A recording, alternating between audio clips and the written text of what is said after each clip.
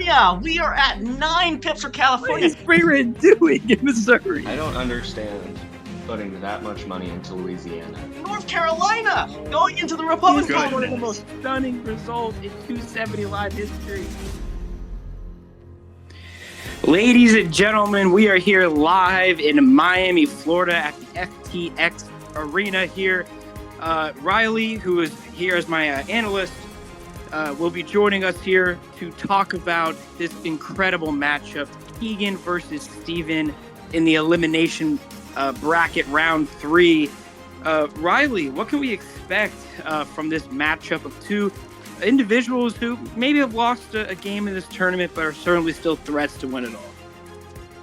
I mean, for sure. I mean, these are two really strong players coming in as the 1 and the 3 seed in the tournament. Keegan with that unexpected loss in New Orleans against me in the second round, and Steven with that first round upset by Brayrand in Arrowhead. These are two really strong players who, might have gotten off on the wrong foot to start this tournament, but, they're both heavyweights, both really smart players. It's going to be really fun to see how this goes. Well, it appears as if Steven has chosen to play as Ted Cruz. Some of you might be wondering about the camera here. We're going to be watching Keegan's feed right now for this game from Pete's perspective, rather than from the neutral perspective we usually get. And as we might be going for an early end to turn 1, Keegan has ended his turn pretty quickly here. Riley, what do you think is going through Keegan's kind of head here? I mean, he was playing at these football arenas, expected to win the tournament, and now he's playing at lower basketball arenas at, a half or a third of the total kind of attendance. I mean, what's kind of going through his head as we kind of see these first couple pips? I mean, obviously trying to get New York as that primary investment, build off that into, town and gout, into high tech. I think he's really just trying to take it, one turn at a time. That's how you got to, have your mindset, especially after an upset loss like that. So we see here that Keegan is going, both Keegan and Steven are going a very traditional route, but Keegan has already kind of went into Steven's territories in the Old South, in Virginia namely, and they both have conflicted over Florida. So we see a kind of early start here where there's going to be a battle over African-American swing. I mean, Riley, what do you do when you have this many kind of conflicting areas and competitive areas if you're both of these candidates? I mean, it's going to be a little hard. I mean, that's the reason I think that's where you see the experience come out. They're not going to let the opponent get too comfortable. I think Florida is going to be an interesting one to keep an eye on. Ted Cruz might be using that to try to parlay into swing states. But if Keegan could snag Florida early, I think that'd be a really good sign for his campaign. So Keegan has been able to secure town and gown, but it seems like Steven has come out to an early electoral college vote lead, but Keegan's going to really be attacking him. And that really, I think, is where Keegan feels most comfortable, right? I mean, Definitely. He doesn't like to kind of be in the lead. He doesn't like to build this big electoral college vote lead. He likes to be able to make a comeback, be able to kick off state by state and kind of unravel your money advantage. Oh, certainly. He has always been an aggressive player, and I don't think that's going to change with this match.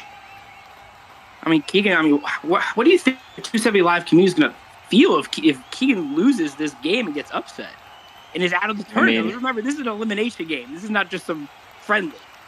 Oh, there are high stakes here, and I think that would be, just a paradigm shift for the 270 community. I mean, especially going out versus Steven, who, while an impressive player, he's the 3 seed for a reason, did lose to Brayrand in the first round. So I think Keegan, who was, projected DraftKings, all the sports books, most of them to win this tournament, for him to go out that early in the loser's bracket, it would send shockwaves, and I think really just, put a pretty big hole in his legacy, honestly. So here we are in turn 5. Keegan does have a lot of pips in these states, but the only state that really has been heavily fought over so far is Virginia, where Keegan did invest money, but Steven was able to put all in to take it. But here we are, Keegan with 47 electoral vote gain at the end of turn 5 here. He has taken the state of Georgia. We had mentioned earlier that he had a few pips in numerous Steven states. He was able to hold, Steven was able to hold Illinois and Louisiana, but that Georgia take is going to be big for swing states, isn't it? Oh, definitely. And I mean, that's, Steven does have some Old South money that he can put into that. But I mean, that's a couple pips advantage right now. And if you can block Steven from taking swing states, as you can see, he has the lead right now. Steven does. But I mean, that'd be a really big boon, especially with that investment into Pennsylvania that we see. It's good luck for Keegan right now. I'm at turn 6 here. It's very competitive, 132, 131. A heavy battle going on over swing states, a heavy battle going over African Americans. Both of these candidates still only have one state group each, even though Keegan does seem to be going in on high tech. But here we are at the end of the turn 7, and a lead here for Steven, but Keegan now has taken high tech, but Steven has taken African American and swing states. So kind of where do you see the board right now, Riley? Do you have an advantage for either candidate right now? I still think it's fairly balanced. I think it's notable that there has neither been investment in California nor Texas left, which does leave a fair amount of state groups still pretty open without those two. But, there's still a fair amount of overlap. I think Keegan has a couple more states where he's pipped in that Steven has than the other way around. So I think these next couple turns, we look for that trademark aggressiveness from Keegan. Yeah, I mean, this is kind of like the XFL a little bit, where you could see the calls that the teams were about to make from the coach to the quarterback before we even see the play happen. We're seeing where Keegan's moving, how he thinks about the game, where he's pipping in. And you can see he's about to go into Maryland and North Carolina this term. And again, there's just this massive battle over these kind of 10 to 15 electoral vote states here that are, medium value, but combined, they're hugely state groups. And that's a huge take. That's a huge take by Steven, isn't it? Taking back Georgia. Oh, the Pennsylvania, too. I mean, I think that's, where the money advantage is going to start becoming a factor. We see Keegan with a lot of money tied up into Town and Gown, which unfortunately is not going to leave him a ton of, opportunities to broaden that map. So I think that was, especially clinching Georgia there, really big turn for Steven right there. I think, especially with Keegan losing high tech, you saw for the first 30 seconds of the turn, Keegan just clicked on his character and was just kind of looking at the board, not doing anything. Is there a level of stunned right now? I mean, you see him going into Texas here. He might be trying to make a bid, kind of slow Steven down, kind of throw a wrench into his plans. But, I mean, usually see Keegan kind of moving around the board very confidently, very, purposeful moves, purposeful mouse clicks. I'm not seeing that right now. No, and it's just, without California, I think it is going to be hard for him to contest in some of these states. But, that's $600K you have to put in to get that. So I'm really interested to see which route he goes down. With the investment in Texas, though. Yeah, I mean, we have seen before, Riley, where the Democrat maybe is falling behind, but they go into Texas to kind of block the Republican expansion. Yep. I mean, even if they don't, immediately go 3 in Texas, just putting that kind of block gives you time to maybe catch up. But at the flip side of it, of course, that's $200,000 you didn't spend in California. I mean, exactly. And, to his benefit, it's not like Ted Cruz. I think African-American will allow him to spend in Texas, if I'm not mistaken. But it's not like, swing states or Old South is going to allow him to have extra funds to invest in that. So, I think it's going to start forcing Steven's hand in that state and maybe some of the other oil and gas, agriculture, Latino states. Um, but I think still pretty balanced. Might give a slight upper hand to Steven right now, though. Still. Yeah, as we see a lot of these kind of Atlantic Coast battlegrounds that are always fought up in these one-on-one battles. Steven has won Georgia. He has the lead in North Carolina, won Virginia, won Pennsylvania, in the lead in Michigan and Illinois. And really all Keegan has been able to take is Maryland. And yes, he does have the high-tech money there, which allowed him to take it, but it doesn't really give him that much else, right? But you can see here at the end of the turn, 250-181 lead for Keegan. But maybe a stronger position money-wise here for Steven. Yeah, and it's sort of almost a quasi-ballot rush almost. I mean, which I think could be useful in protecting Steven from getting some of those, from getting a heavy state group advantage. But as you can see, he's already pipped into Texas, so I think that wall is going to start falling soon. Yeah, we see Maryland flipped back to Ted Cruz. We see some more investments in Michigan and Illinois. I think that electoral count right there it's a little deceiving. Yes, I do agree. I mean, look, I think Steven, kind of, we actually have the end of the turn here. Still 251, not 191. They both conflicted in Texas. I mean, Steven definitely has the stronger foundation. There's no doubt about that in regards to the money, in regards to the states he's clinched. But it does seem like Keegan has outboxed him a bit to kind of slow him down. But does Keegan have the money to be able to, at one hand, keep him out of Texas and at the same time clinch enough states and get into enough states to rush ballot? Yeah, I don't think, a rush ballot strategy. I mean, it's curious. Like, you don't really see that many games without Texas or California being in control with those many states on the map filled. So, curious match so far.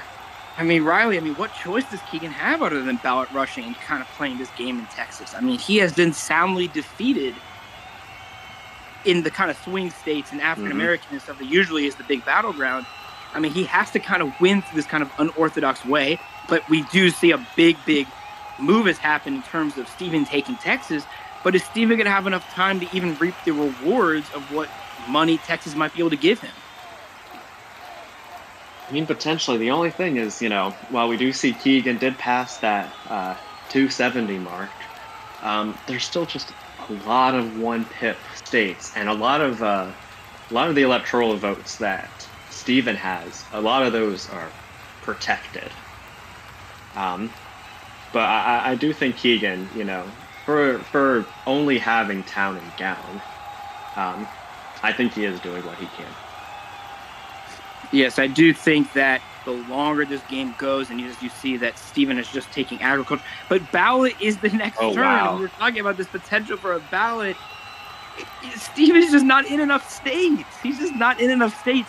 I mean, I was about to say that the longer this game goes on, the more screwed Keegan is. But he's been outfoxed. As simple as that. Keegan has pulled one out of his hat here. And Riley, I mean, wow. I guess, what can Steven do? I mean, that there is. He just got 780. I mean, part of that is certainly Old South. That's probably not going to be too useful. Wow, I don't think I expected ballot to go quite that soon. And this is a stunning turn of events. I mean, there's still a couple states where Keegan's going to have to defend, but I mean, yeah, there's just not enough states. You're seeing Ted Keegan Cruz here going, and he's putting 2 pips in where he's put 1 pip to block Steven. I mean, I really think if you're Steven, you kind of saw that Keegan was blocking you in Texas and starting to go down this route. Maybe you got to stop spending your time clinching your own states, and you got to change it up somewhere. You got to start putting pips in some of these small states so you could win. Because, he's not that far behind. He's only 22 behind. if he was in Kansas, in Nebraska, in Missouri type states, he might be able to make a comeback here. But especially, potentially like getting Ohio, getting Indiana, getting some, additional money that he could use, when he eventually clinches Texas. But there was something artful here, Keegan. That was not Keegan, Riley. I just noticed Keegan did not put a single pip into Ohio last turn, knowing that Steven was going to put in so that he could get Bell. I mean, these are some masterful tactics. And here we are in the final turn. Cruz going into Arkansas. It's going to be 6 electoral votes. Keegan's kind of holding most of his states here, as we expected. Indiana, though, taken by Steven, so we didn't see much of a pass. Maybe it was a pass. I doubt it, but we'll see as we see the rest of the states go in. They block in Missouri, and that's Keegan kind of doing the one pip block. Smart. Same in Nebraska. Again, Steven needs to find 5 electoral votes, and I think that's it. That would do it. But there's still a lot of states. We gotta make sure. Ohio, perhaps? Held by Steven. Takes it. Ladies and gentlemen, there is a stunner brewing right now. We can see the rest of these states. Tennessee, held. Vermont, that's not going to get him anywhere. West Virginia's not going to get Keegan. It's over. It's over. This is one of the most stunning results in 270 live history. That was Keegan electric. at the top of the sport entering the tournament. Entry as the #1 seed. Going from being at the top of the sport to then barely beating Abigail, losing to you, Riley, then losing to Steven, who got beat by Braybrand. I mean, gosh, it's stunning. I mean, it's like seeing Tom Brady on that beautiful Buccaneers jersey, throwing that interception for his last pass. I mean, gosh, that's what a stunner, It's for a player who came in with such high expectations, that has got to be crushing. And what a win for Steven, though, And I mean, to both their credit, very close game. I think Keegan made it very interesting at the end. But for Steven to lose in that first round and to come back to beat the #1 seed, I think it's a fantastic comeback story for him and return to form.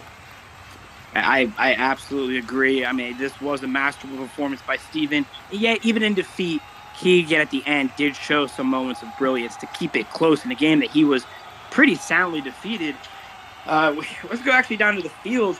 I've actually ran down here as you were kind of doing your, BS Tom Brady monologue, Riley. I kind of ran down to the field to meet with our winner, Steven here.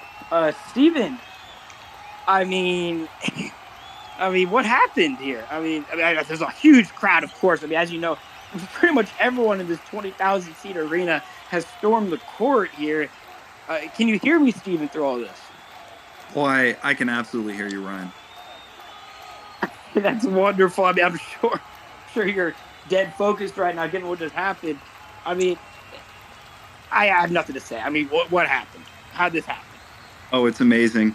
I got concerned for a moment because I was doing the math, but you know how bad I am at math, and I saw it was ballot, and I got kind of concerned, but then I looked around and I saw that, Keegan had a lot of 1 pips in the state, but just knowing the way he plays, and I've seen him and I've studied film, I knew that he was going to put 2 pips in all these states.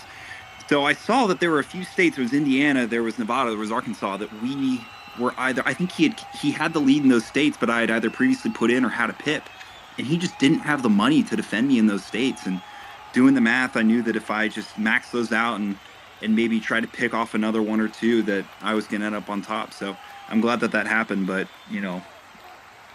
Keegan played a really great game, and he's a phenomenal player. So don't let this result, do anything for the narrative that Keegan is washed, because he is absolutely not washed. Just real quick, Steven, I just saw Keegan run, sprinting back into the locker rooms with a towel over his head. Are you able to kind of just join him on the walk? I got to kind of be in position to interview him afterwards. Just join me in the walk here while I talk to you. I guess the last question really, can you win this thing? I mean, can you go on a run? I mean, if you beat Keegan, obviously you could beat anybody. It's a long road, 4 straight games that you got to win now. But I mean, I guess what's your mindset to be able to kind of have to basically be perfect for such a long period of time? Nothing's impossible coming into the tournament. And I don't know if you remember my post game interview after losing to Bray. I have not played this game in 1v1s really. And there's a lot of strategy that's in 1v1s that is just completely different than in kind of the 4-player game that I've grown up and from. So I think that I've gotten a lot more comfortable as this tournament's gone on. I feel a lot better with my game, and I think that there's absolutely nothing that I can't do. And I'm really looking forward to playing in the next round, and hopefully I can continue to win, and hopefully I can take 2 from you. That's a good thought. Well, I appreciate Steven for joining us here, and we've been walking into the bowels of this arena here to find a heartbroken Keegan, kind of just slumped over here against the wall. Keegan, I mean, I know that you know this, but just to summarize for the viewers here, I mean, you were at the top of the sport. Your academy was at the top of the U.S. News rankings. Your prodigy Abigail has been eliminated. You now have been eliminated rather early in the tournament. I mean, what's the path going forward for you? Yeah, hey Ryan. I first off, credit to Steven. I think he's a much better player than he gives himself credit for. He played a hell of a game. He had me beat handily from the start.